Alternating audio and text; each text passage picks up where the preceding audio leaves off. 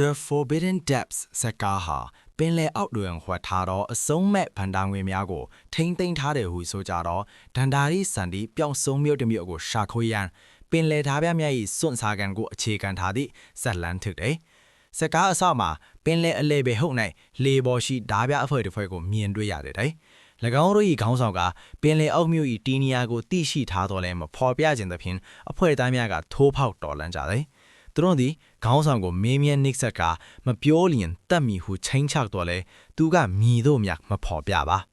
အခိုက်တန်တစ်ခုတွင်ဓာပြတူကတနတ်ဖင်ပြခတ်လိုက်သဖြင့်ခေါင်းဆောင်သည်လှေပေါ်မှပင်လယ်ထဲသို့ကျသွားပြီးအနီးရှိတန်ဘူးတစ်လုံးကိုစွတ်ကင်ထားတယ်ထိုတန်ဘူးတွင်သူ၏သားဟိတ်စင်းရှိနေသည်ကိုထိုချိန်တွင်မှပရိသတ်များသိမြင်ရတယ်ထိုဖြစ်ပျက်ပြီးတွင်ဓာပြခေါင်းဆောင်သည်တေဆုံးသွားတယ်အဖြစ်ပြက်များဖြစ်ပွားပြီး20နှစ်ကြာဟိတ်စင်းကိုငါးဖမ်းသမားများအတူလေပေါ်တွင်အရွယ်ရောက်လာပြီးတွေ့ရတယ်။သူကိုပင်လယ်ထဲမှကယ်တင်ခဲ့သူမှာကပတိန်လောင်းဖြစ်ပြီးတားခဲ့သူပြုစုပြောထောင်လာခဲ့သူဖြစ်တယ်။ဒီနေ့တွင်လောင်းကပင်လယ်အောက်ရှိဗန္ဒာများကိုရှာဖွေရန်ခီးထွက်ကြမည်ဟုအဖွဲ့သားများအားကြေညာတယ်။ထိုမတိုင်ပြီးပင်လယ်ဤမျက်စိဟုခေါ်သောပင်လယ်ဗန္ဒာအားလုံးစုပေါင်းရာနေရာသို့သွားရမည်ဟုပြောတယ်။ဟိတ်စင်းသည်ရေငုံရန်ပြင်ဆင်တော်လဲလူငယ်တူကသူ့ကိုမထောက်ခံပဲဗန္ဒာဝေမရအောင်မဝင်စေခြင်းကြောင့်လှုံ့ဆော်စော်ကားတယ်မိကိုယုံကြည်လာပြီးအဖွဲ့နဲ့အတူရေငုပ်ဆင်းသွားတယ်။ရေအောက်တွင်ဟိတ်စင်းကအဖွဲ့မှခွာသွားကရွှေရောင်တောင်ဝင်းတစ်ခုကိုတွေ့ရှိတယ်။ထိုမှအပိုင်းတစ်ခုကိုခွဲယူလိုက်ရာအန်အောဖွဲ့အင်အားတစ်မျိုးသူ၏လက်ထဲသို့ကူးဆက်လာတယ်။ထိုအင်အားကြောင့်ရေအောက်တွင်မထိန်နိုင်ပဲကြီးမားသည့်ပင်လယ်ဘလူးတစ်ကောင်ပေါ်လာတယ်။ထို့သောဘလူးသည်သူ့ကိုမထိခိုက်ပဲထွက်ခွာသွားတယ်။အောက်ဆီဂျင်မလုံလောက်တဲ့ချင်းဟိတ်စင်းသည်မူးဝေပြီးမိလွတ်သွားတယ်။လောင်းကစိတ်ပူပြီးကိုယ်တိုင်ရေငုပ်စင်ကဟိတ်စင်းကိုကယ်တင်နိုင်ခဲ့တယ်။သို့တော့ပြန်တိုက်ညံကြိုးစားစဉ်ပင်လယ်ဘလူးကလောင်းကိုဖမ်းဆီးသွားပြီးဟိတ်စင်း၏မျက်စိရှင်းမှာပင်မျိုးချသွားတယ်။ကြောင်ညွန့်သွားသောလွှဲအဖွဲ့သားများသည်ဟိတ်စင်းကိုစွန့်ပစ်ကထော်ပြေးသွားကြတယ်။ထိုအချိန်တွင်ဓားပြလွှဲတစ်စိမ်လောက်လာပြီးဟိတ်စင်းကိုဖမ်းဆီးခေါ်ဆောင်သွားတယ်။ဓားပြဘယင်မကသူ့၏လက်မောင်းပေါ်ရှိဓားပြအမရသားကိုတွေ့ပြီးသူ့၏မူလဇာတိကိုမေးမြန်းတယ်။ဟိတ်စင်းကမိမိသည်ငါးဖမ်းသမားသာဖြစ်ကြောင်းပြောတယ်။သို့တော့သူလက်ရှိရွှေတုံးကိုတွေ့ပြီးဘယင်မကသိမ်းယူကအကျဉ်းချထားတယ်။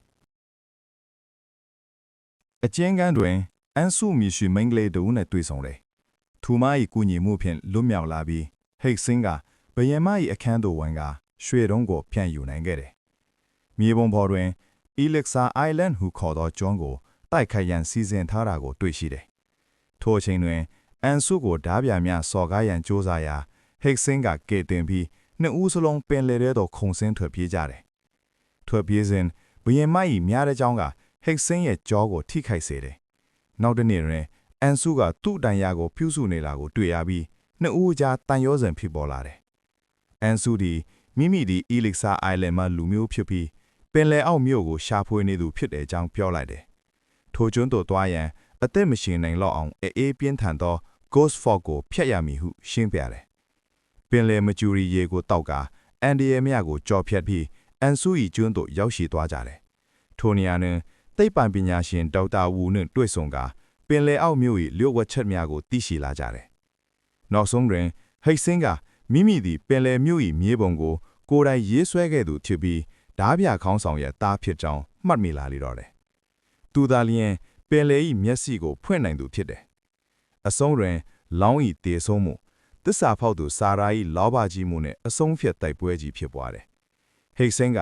ဖခင်၏ရွှေကားကွယ်အရာကိုရယူကစာရာကိုအနိုင်ရရှိပြီး Ghost Fog ကိုပျောက်ကွယ်စေတယ်။နောက်ဆုံးတွင်ဟိတ်စင်းကအသက်ရှင်ကျန်ရစ်လာပြီးအန်ဆုနှင့်အတူပင်လယ်နှင့်လူများအတွက်အသက်တဖန်ဘဝကိုဆက်လက်ရှောင်လန်းရန်ဆုံးဖြတ်ကဇက်ကားဒီအဆုံးသတ်သွား